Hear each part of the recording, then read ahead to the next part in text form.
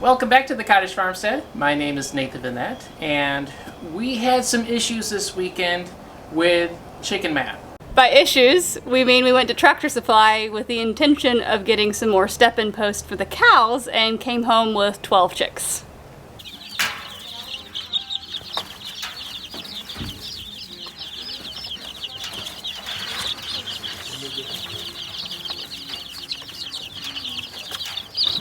Well, in the past, we've only done smaller batches of chicks, and no more than maybe 6 or so at a time, and they always fit in a little Rubbermaid tote that we had for all of our other previous batches of chicks, but 12 is a different ball game.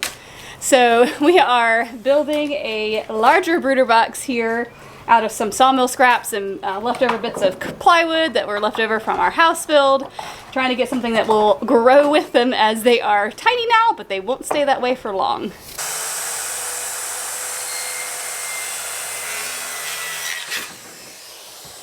So the reason we bought these chicks as soon as we saw them at Tractor Supply is we've actually been looking for barred rock chicks for about a month now. We couldn't find any locally.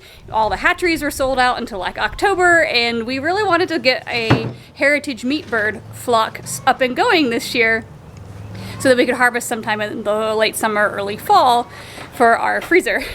So barred rock was the breed that we kind of settled on, that I was interested in, my dad was also interested in, and we couldn't find it anywhere, and so lo and behold, we walk in a Tractor Supply and they had a whole tub full of them. Hello, babies. So prior to discovering these chicks at Tractor Supply, we had made alternate plans for getting a meat bird flock started this year. We had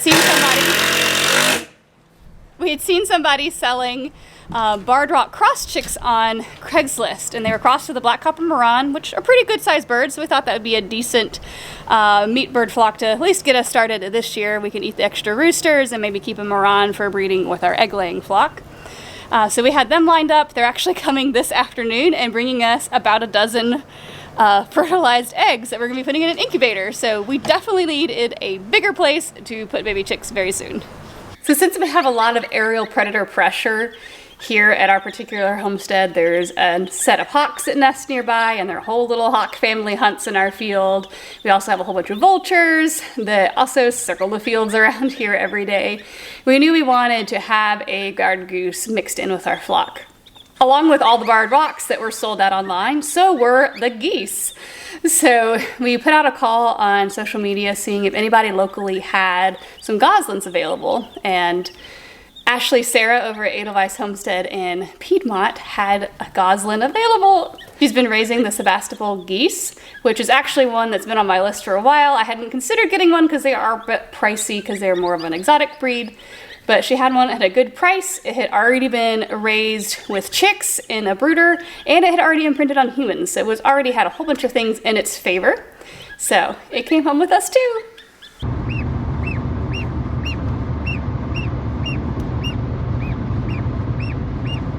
You were stuck in my hair? What, you want to be in my hair? Okay. You can stay in my hair.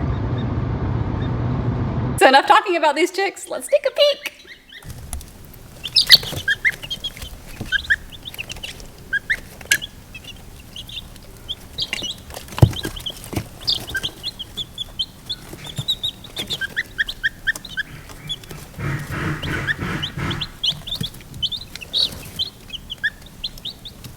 As you can see, the little gosling is very human friendly. And that was something that we were definitely interested in, as Nathan and I have been chased by geese before, so we definitely don't want to be having to fight off a goose every time we go check on our chicks and eggs. So we were excited that someone had already bonded with humans. It's actually very bonded with humans because he or she will squawk a little bit when we are away. It's very sweet, but we have to practice a little bit of self-restraint so it bonds with this new little flock over there in the tub. But it is adorable. We'll definitely have to snuggle with it a little bit to keep it human friendly as it grows up.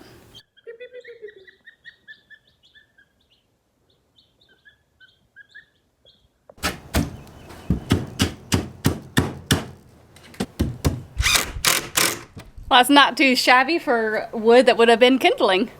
A lot of Appalachian engineering at work here, but we like it when we don't have anything go to waste. I think it should work quite nicely just to help keep the chicks contained until we find something better. And look what just arrived.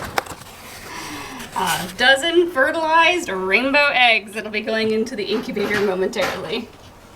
My sister Rebecca is kindly letting us borrow her incubator. We have a larger one, but this is a Nature Ride 360, which has a great hatch rate based on reviews that we've heard and what her experience has been. So we'll be putting this together and getting those hatching eggs in here to hopefully see what might hatch in about 21 days.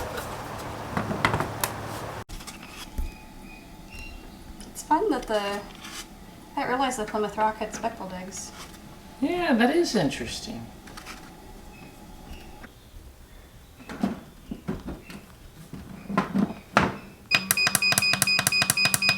Is there a question?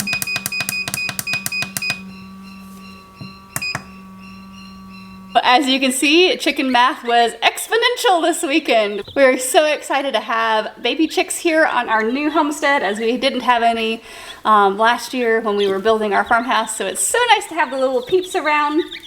We're also excited to have our little goslin and a loaded incubator. So we'll have more chicks to come. But we're gonna wrap up here this week and we'll catch you next time.